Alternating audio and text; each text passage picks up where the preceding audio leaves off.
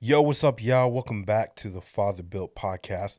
This podcast is all about building up fathers in holiness, healthiness, happiness, aiming to give fathers the tools to build their house of legacy. I am your host, Bobby Peacock, and it's great to be back on the podcast and in front of y'all.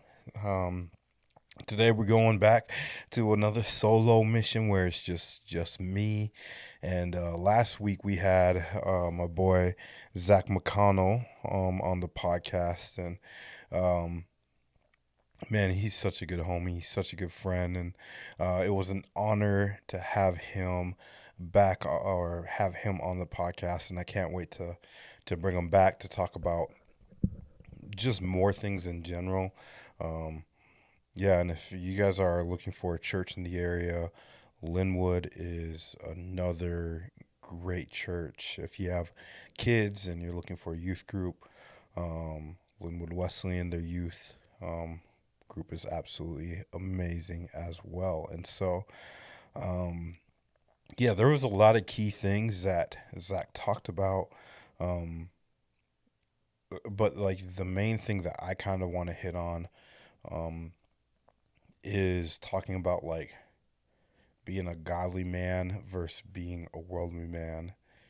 Um, and we talked about that. And if you haven't listened to that episode, go back and listen to it because it was great. But um, I just feel like there is a difference between just being a man um, and being a man of God. And I feel, for me, I always want to strive for or work towards or aim to be a man of God, a man of integrity, a man of a high moral standard, in which we'll get into that. But I often think about like we live in a world where it's like at the end of the day, what are you building your house on?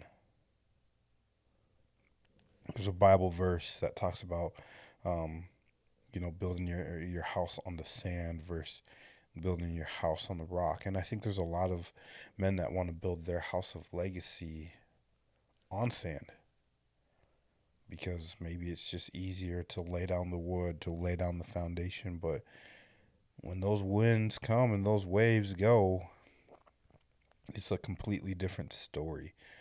And so I think for me, it's like, man, I want to build my legacy, my house on something that's going to stand firm. And that's the rock. And for me, that's God.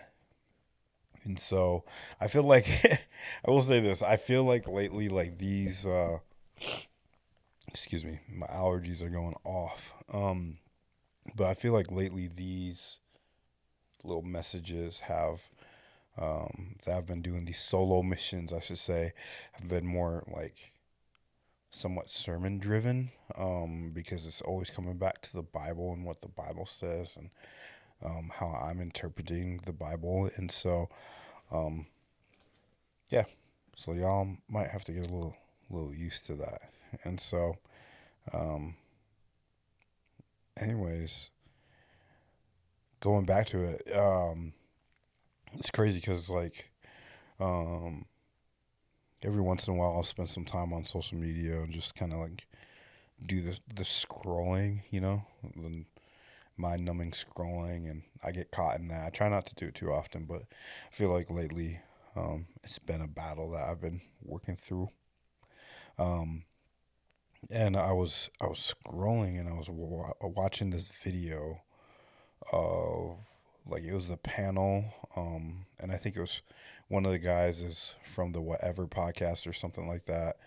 Um, One of the hosts or whatever, one of the dudes on there, and you could see this panel, and on this panel you had like these super jacked men, and then there's like these two smaller guys, and one of the older guys was talking to this guy that was like, man, he was super jacked, had tattoos up the wazoo. I mean, he had to be at least like 6'3" and just like a massive man. And they're doing this like live panel, And the guy was like, man, you got to go out and get your workouts in and go out and get your money up and go out and get your girls kind of vibe. That's the vibe that he was kind of speaking on. And they were talking about wealth because the guy had money, he's like, go out and get your money. And on the opposite side of the panel, there's this very average looking Joe, like this Joe Schmo. And he comes out and he's like, it's not, and I'm paraphrasing, this is my interpretation of this video, but he's like, it's not always about the money. And then the big dude was like, well, have you ever been wealthy? Have you ever experienced wealth? And then the older dude was like, man, like, he's like, even poor people like experience wealth. And like, he was like taking this guy to the big dude to school. And it was just very interesting to watch this video because it's like, it's so often that like masculinity is defined by a social status, or it's defined by money, or it's defined by how many people we've been with, or who's in our circle, and who we've met and who we talked to, and this and that. And it's not really even defined by that. I mean, I even think about like this week I got to meet probably one of the biggest, like, and I'm not gonna say who, but like, you'll see probably later on my socials, one of the biggest celebrities in this generation, in this time period. And like, and I was watching my homies, like, they're all excited and it was great for them, and I'm proud of them. And like, for me, it's just like, man, yeah, this is a cool experience that I will never take for granted. But at the end of the day, this is another person who is influencing the world, just like how I'm trying to influence people in my smaller world. And so there's a saying that I've said, and I'm going off on a tangent. There's a saying that I've said, it was 2 years ago in Oklahoma, and I said this: famous people, most famous people, like when you get up to that high stature of fame, like most famous people want to feel like normal people. And most normal people want to feel like they're famous.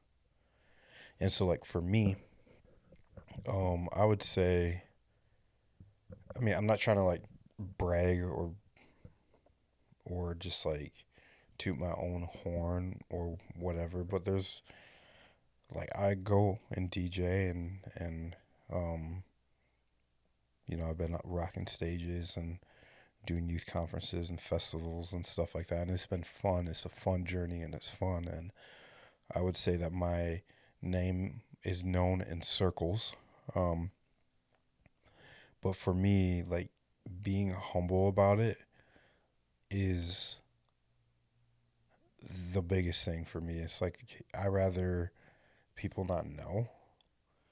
Like, if I ever did like a concert for like 100,000 people, like, be like, I mean, one, don't get me wrong, that would be so dope. But like, for me, it's like, how do I stay humble, and how do I make sure that I'm in a place of a heart, or have a heart posture of serving.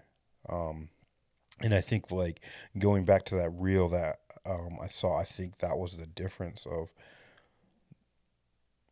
there's this whole like, I'm gonna serve me mentality versus, man, I'm going to serve my loved ones. I'm going to serve my family. I'm going to serve my community. I'm going to serve the people that I love, kind of mentality. And there's a difference, because one is very selfish, and to some point, and to some degree, in which you guys heard, that we as men, we have to be selfish. Like, we have to take care of ourselves, because if we don't, then we're going to go down this rabbit trail, and a very unhealthy rabbit trail, because we're so busy taking care of other people that we're not taking care of ourselves. And so we do have to take care of ourselves. We do have to be selfish in that matter, and selfish with our time. and that's a thing. And I think part of that is like something that Zach said, is he talked about the word permission, which I think I spoke about um in the episode before Zach came on. But um we have to be careful. We have to be selfish with who we give permission to speak into our life. Um, because I can tell you stories of people who have tried to speak into my life, and I'm like, yo, bro, like I never gave you permission to do that. And nowadays, it's like I'll just tell them, I'm like, hey, listen, man, you don't have permission to speak into that area of my life. Um, yeah, because there's two things that I would say that like I wouldn't say that triggers me, but that there's two things that like bother me, and that I will call out immediately. Or three things. One, if you put words in my mouth, instead of asking questions for clarity, um, and think that you have a position to put words in my mouth. Um, Two, is speaking into my life without permission. And then three, I think it's like if I'm in a heated conversation, and someone's getting loud or want to constantly interrupt, then I'm done with the conversation. And so those are just three things, random things. I'm all over the place, guys. I'm sorry. Um, but uh, yeah, I'm all over the place. But let's go back to the foundation thing. Because going back to that is like going back to like there is a difference between being a man but being a man of God. Huge difference. And I actually have like 7 things that like I wanted to talk about um, when it comes to that. And so, and really, it comes back to the to differences. And so, if you have a pen and a paper as you are listening to this podcast, please feel free to take notes. That would be dope. No, sorry. I'm sorry about my sniffling. Um, it's just allergies. I don't know what's going on, but I think I'm allergic to something in my house. I'm not sure. So, all right.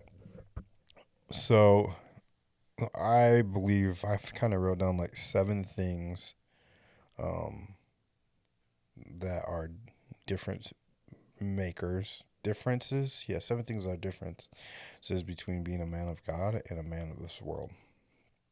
And so you may disagree. And if you disagree, let me know. Let's talk about it. So the first one has to do with servant leadership versus selfish leadership. And I feel in today's day and age, um,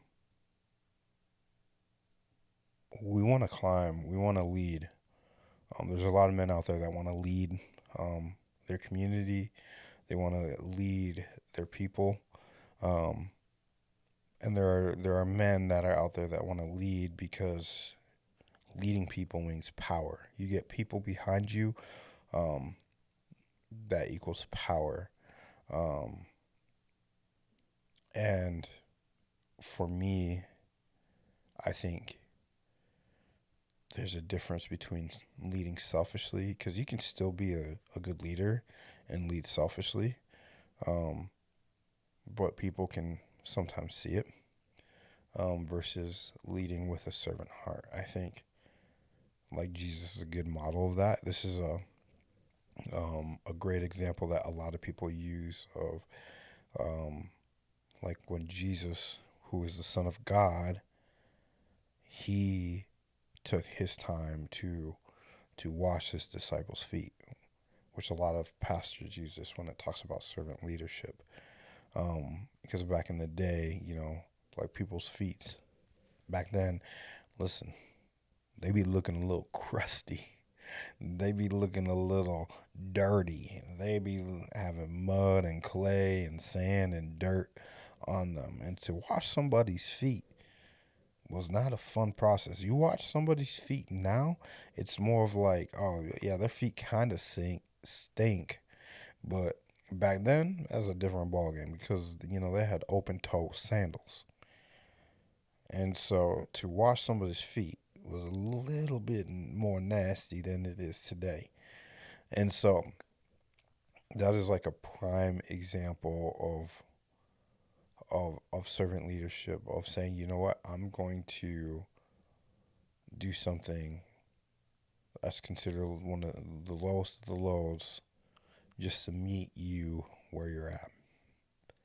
And to come at it from a place of like, hey, I want to serve these people. I want to be hand in hand with these people, not thinking that I am higher um, than them, but I am lower than them and coming to lead them. Where the selfish leader is just like, yo, I'm going to step on people to get where I'm at, and then I'm going to lead them because that is my duty, that is my obligation. And so, like, for me, like, if I'm ever in a place of leadership, I always want to serve. And I think, and here's like a prime example, just because this happened recently. Like I said, this past week, I got an opportunity to meet some pretty well-known people, and I remember jumping in the car after all of this is done, and I was with my friend who owns a sneaker store, and um, I was like, I don't think I said like a paragraph of sentences to these people, because that wasn't my time to shine. That was me serving my homie and saying, you know what, I'm gonna come under you, and I'm going to do whatever you need. So part of that was like getting video and taking pictures for the socials. But then the other part of that was like providing like security and making sure everything was good, that he felt safe, and that the merchandise felt that the merchandise felt safe as well. And so, um, and that was my only obligation.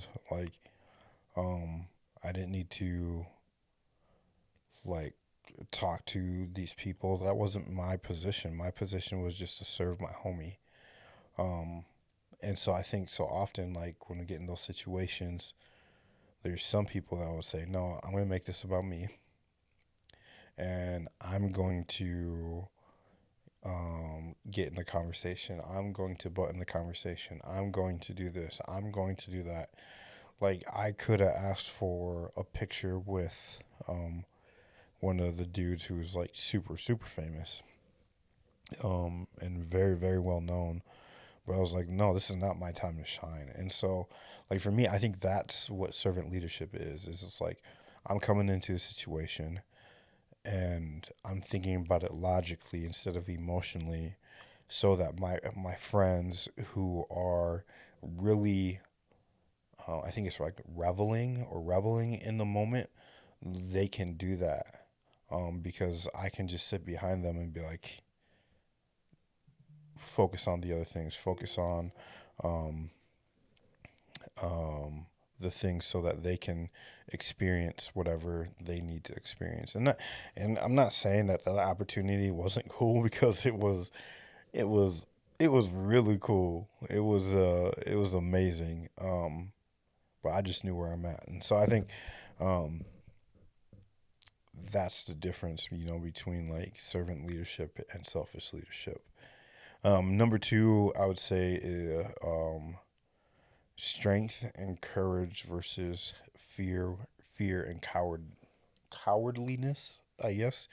Um, I think a godly man, we find our strength differently, because it's not just physical strength or emotional strength or mental strength, but I think it really comes from a depth of eternal strength, and not only that, but also spiritual strength, that comes from the Lord. I think, uh, and I'm not like, I think we live in a society that is very much fear-based. We experienced like the stock market crash. Listen, I'm thinking like right now is a great time to invest for me, because I'm like, hey, I have some extra cash laying around and it's not much, but I'm like, this will be stock market's down. Okay. Like, we may be going into a recession, and maybe this is a great opportunity for me to, take some money and put it in there.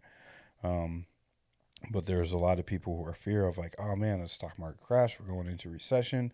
Um, like, there goes all my money, there goes this, and there goes that, and then their mindset is just different. Where for me, it's just like, all right, God, like, I'm trusting in you.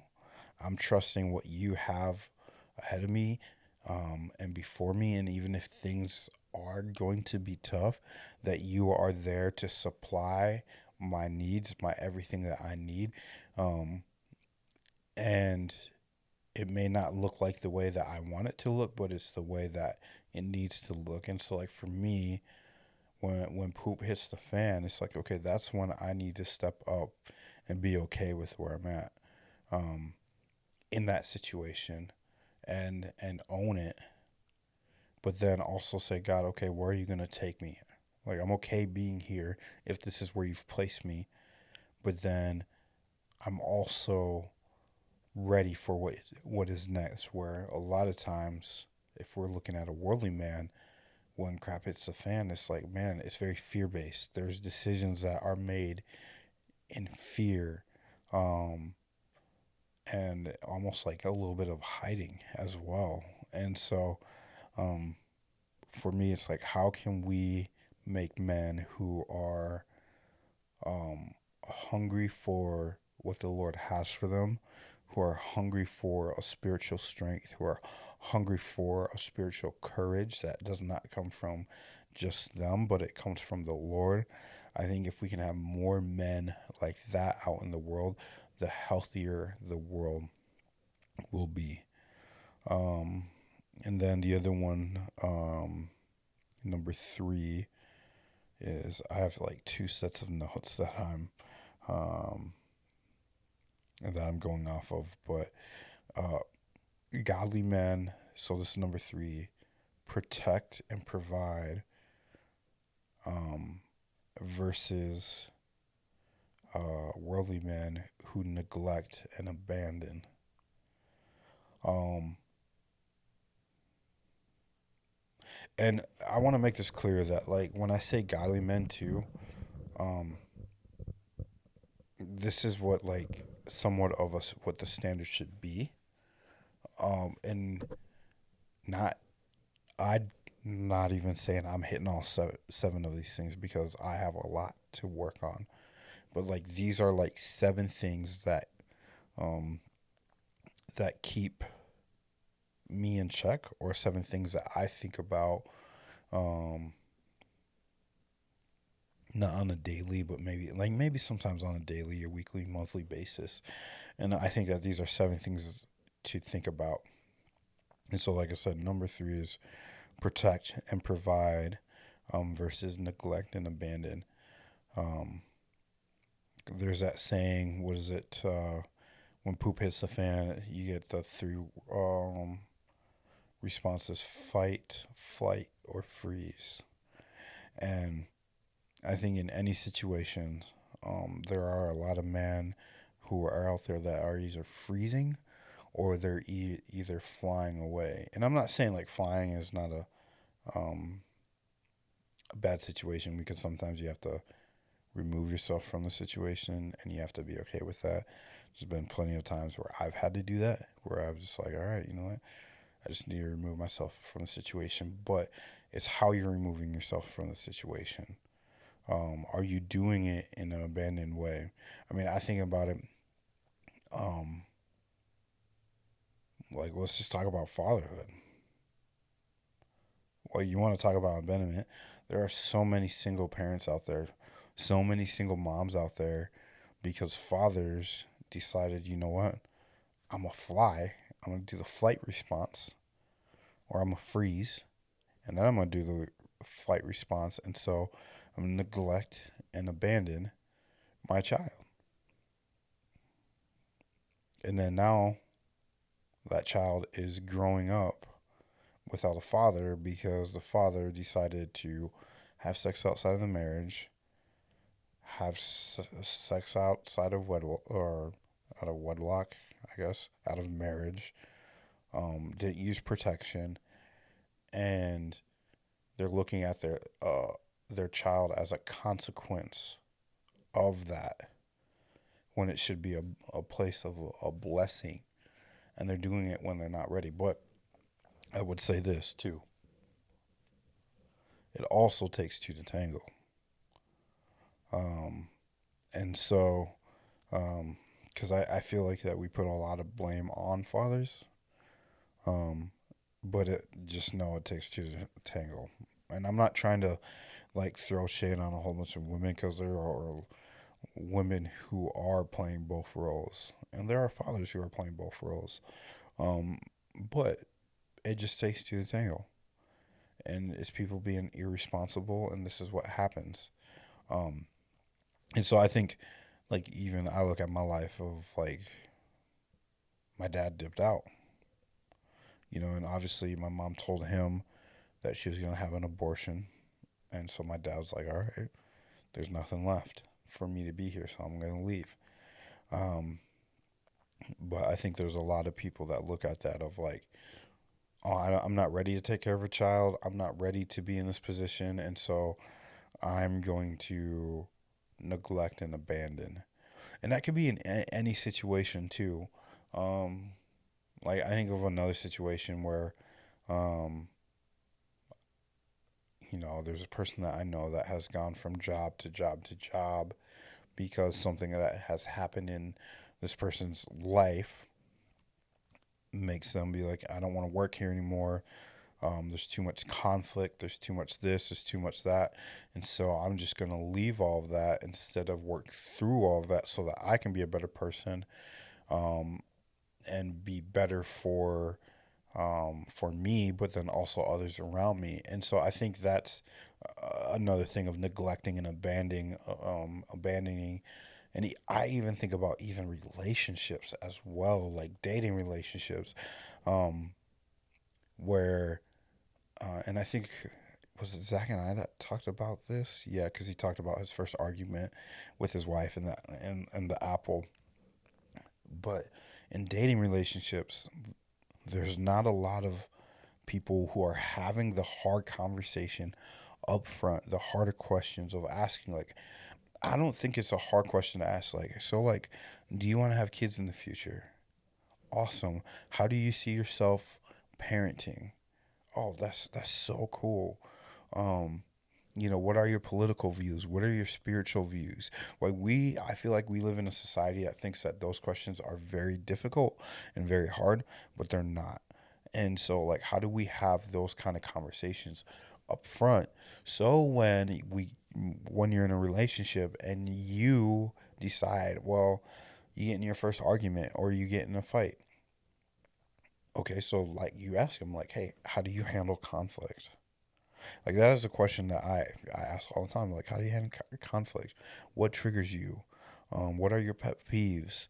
And I ask those before I even start dating somebody, because I want to ask those questions so that I know going into the relationship and going into those kind of conversations, I know what I'm working with.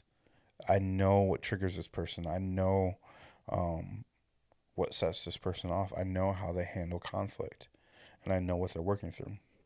And so, like, for me, um, I see all the time that men get into relationships and um, poop hits the fan, and they're like, all right, I'm going to abandon this relationship. I'm not going to heal, and I'm going to move on to the next relationship. I think about, I was talking with somebody, and we were talking about how um, we have a friend that was in um, a long relationship. I think like a 6-year relationship, and then it ended. And then 2 weeks later, they jumped into another relationship or into the dating world. And I'm just like, yo, you gotta let yourself heal. You gotta let yourself grow. You gotta let yourself experience you again. Um, and so I feel like the abandonment comes from, and the neglect comes from um, the last point, which is um, like the fear. Like, okay, I rather just not deal with these emotions and these feelings. And so I'm going to abandon the situation. I'm going to neglect the situation. I'm going to put it in the back and not deal with it, versus like, no, I'm going to hit this head on and not abandon it. And I'm going to protect and provide. And I think like protecting and providing, that comes from a place of like, hey, we want to make sure that like we're protecting ourselves. We want to make sure that we're providing for ourselves, but then we also want to make sure that we're providing for the people around us. I think about this is another Facebook reel that I was watching, that I was just like, man, like the times have changed. And this is like, no offense to any, I don't think I have a lot of women who watch this, and this is no offense to them.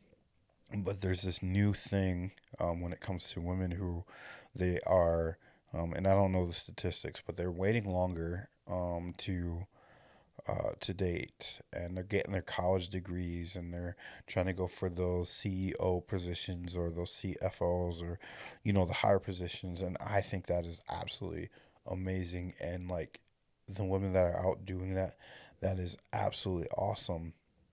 And but there's this newscasting that was talking about how like these women are doing this, and they don't want to date men under their income stream. Like they don't want to lessen the man. They want to date a man who is equal or makes more than them, which, and they're right. They have the absolute right to do that. But I think as men, we don't look at that way. We don't look at finances and money that way. That way, we look at money in a way, and finances as a way of provision, as a way of providing.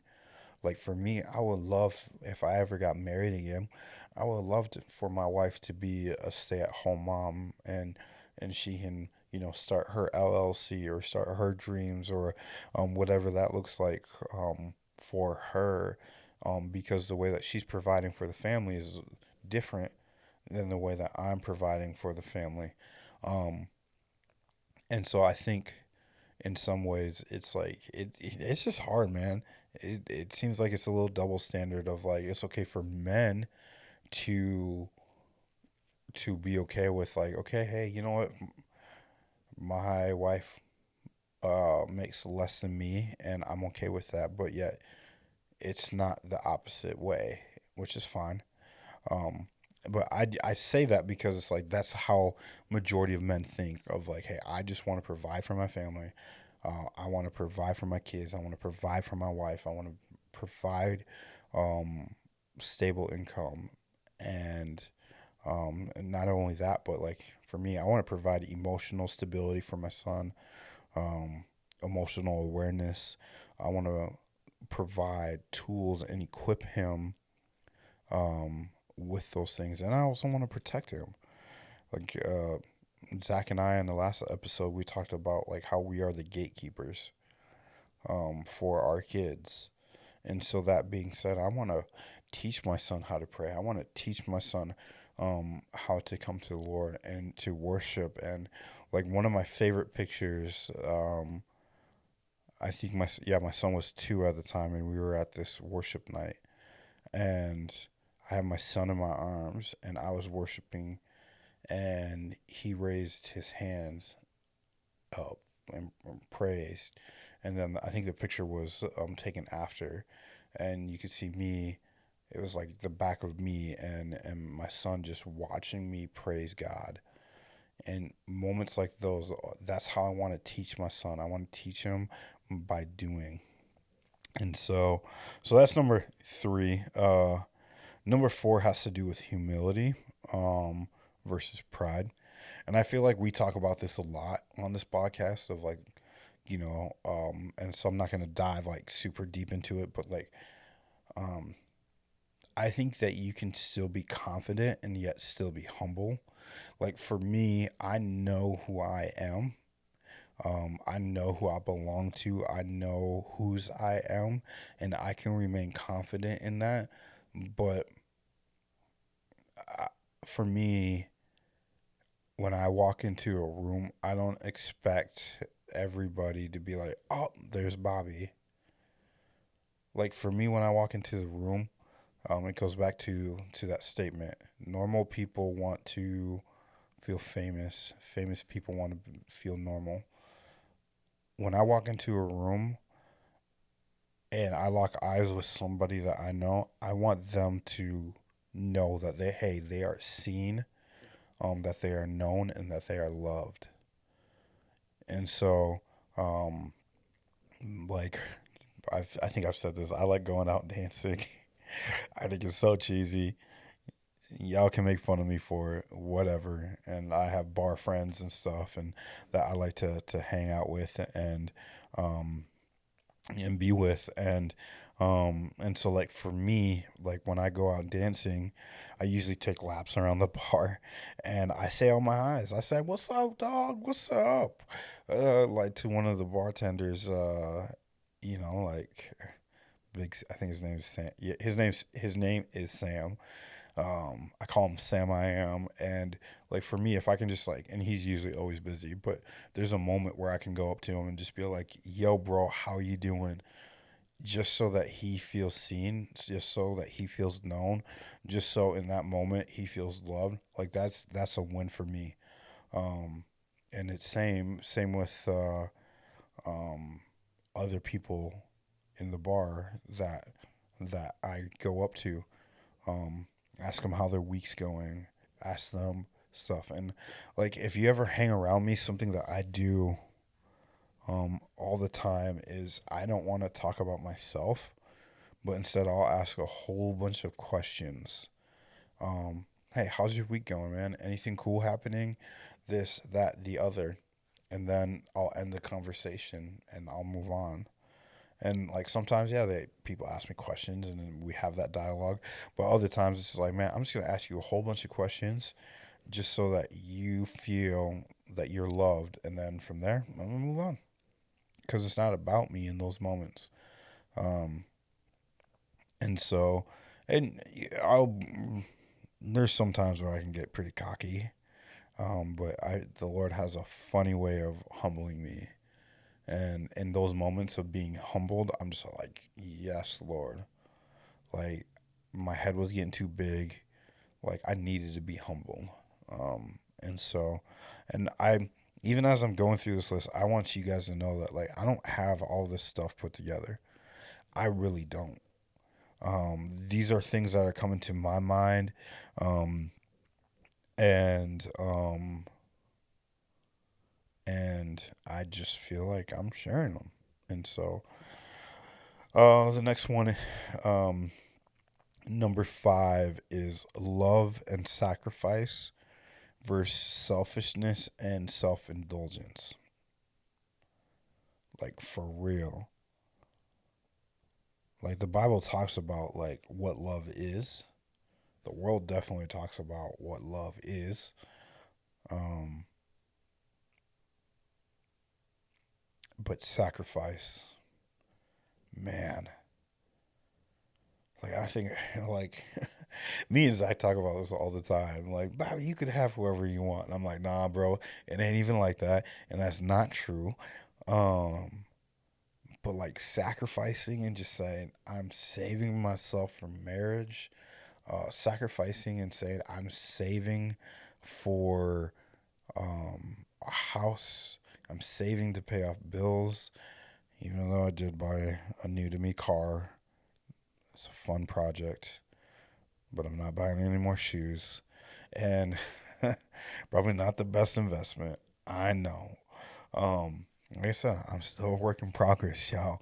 Um, and so, like, for me, like, the self-indulgence thing is like, it hits so home for me, especially when it comes to food, like, and sugar. Like, I just want to self-indulge, indulge. But then I look at, um, like, this interview that I watched on the Between Us podcast, um, of a 93-year-old man who's won 40, or 94-year-old man who's won 47 um, gold medals in the senior Olympics. And so, like, for me, it's like, man, the amount of life that he's lived and the amount of stuff that he's had to sacrifice because he wanted to live longer. Like, that's where I need to be. Instead of, like, I feel like we get in this attitude and this mindset of, like, oh, we gotta have it now, we gotta have it now, we gotta have it now, we gotta have it now. But yet we don't think about, like, oh, how can we maybe have that later? Like, the whole YOLO concept of, like, you only live once. That's true. But I don't want to live once with a lot of baggage. I don't want to live once with a lot of health issues. I don't want to live once with drama and problems because I couldn't keep it in my pants, or because I ate too much, or because um, I'm hanging out with the wrong people that are having an impact on me instead of me impacting them. And so for me, I don't want to live that YOLO lifestyle. I want to live that I only live once lifestyle. So I'm willing to sacrifice. Um, and even like the love part of it is like how we love. How do I love the people around us? Am I loving them because I want to have that love reciprocated? Or am I loving them because I want them to change? Or am I loving them where they're at? Like, and like for me, it's okay to love people where they're at, and it's okay to pray for God to work on them instead of me trying to change them. Like, it's not my place to say, hey, like, I'm gonna change you. No, it's my place to love you where you're at and let Holy Spirit and let God change you. So, okay, number 6. This one's a little bit more difficult.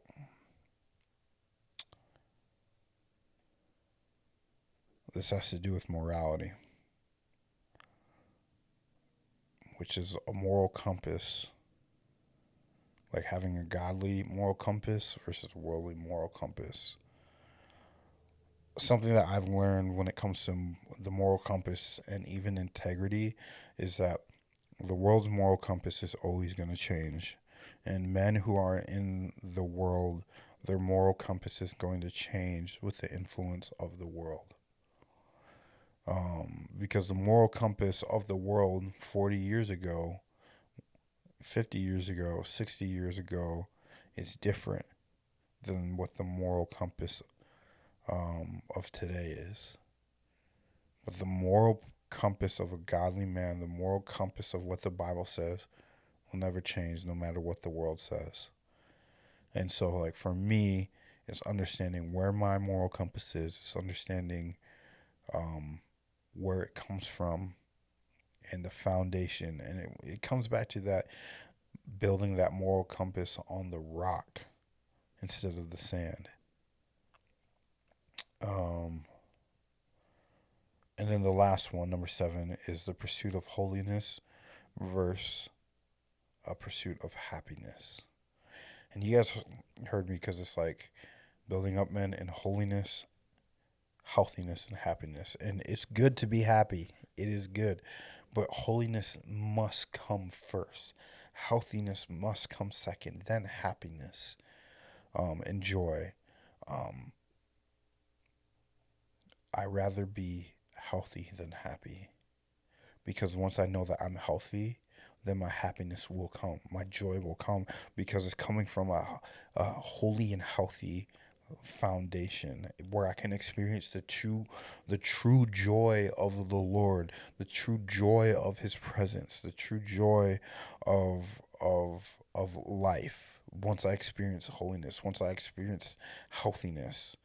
But I also think, like, and when I say this, like, the pursuit of holiness, like, once you pursue that holiness, that healthiness and that happiness will come. But if you're just pursuing that happiness, what happens when the happiness is not there? What happens when crap hits the fan and life hits hard? That happiness is there. What do you go off of when it's not there? And I think this is more just a foundational thing of, like, just saying, like, oh yeah, like, we got to be on the pursuit of happiness. I think of that. I'm on the pursuit of happiness, and I know everything's gonna be all right, or whatever. But, like, the pursuit of holiness is always going to be there. When, like, when I went through my divorce, I ran to holiness. I ran to healthiness before I ran to happiness. Because let me tell you the difference. When I was going through the divorce, probably one of the hardest moments in my life, I ran to God. I could have ran to happiness.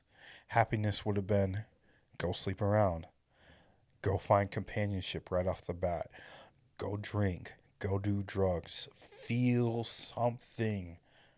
But instead, I'm like, no, I'm going to run to God. I'm going to run to church. I'm going to run to community. I'm going to run to healing. And because I ran to that, now I can experience happiness. Because I got holy. I went back to holy. I got healthy. I took care of my baggage. I unpacked it. I put it in a room. There's still stuff that I'm working through. And then I was able to be healthy. And then I was able to experience happiness. And so, yeah. Yeah, that's all I have. So those are just 7 things that I've been going through in my mind. And 7 things that I kind of just wrote up. I like the number 7. So number 7 is holy. And I would even think about this too, is like, what happens when, like, picture yourself in this moment. What happens when everything is gone? The money's gone. The food is gone. The family's gone. The wife's gone. The kids is gone. Like, this is like a Job situation. Like, back in the day, like, in the Bible, it talked about how,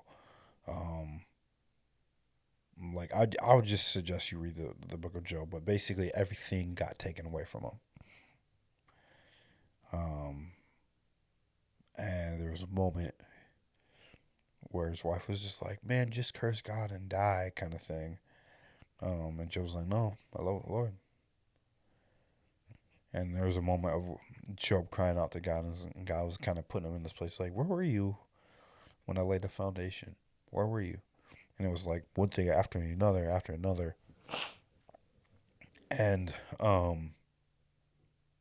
so I think about, for other people, it's like, what happens when everything else is gone?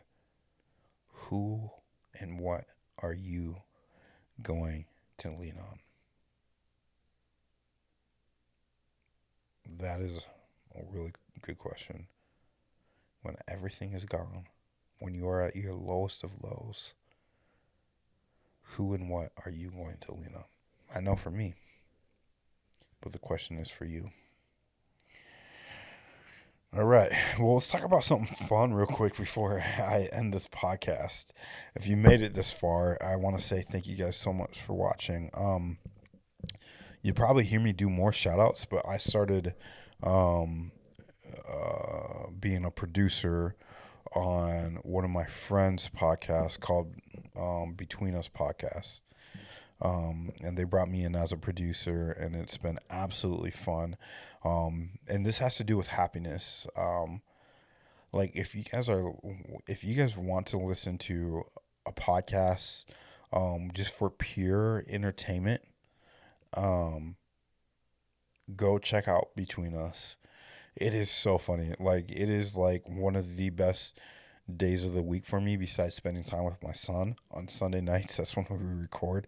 And it brings so much joy to be able to laugh with, I would say, like three of my brothers. I mean, not bio or anything like that, but these guys are like brothers to me, and it is so fun to laugh with them. I mean, like last week we tried putting four of us into this tiny 2002 TT, um, and it was great. And we're not the smallest dudes, and so I would say if you guys have the opportunity, you guys want to listen to a podcast that is just fun and you want to laugh at some jokes and some things that we talk about, like go look up the Between Us podcast.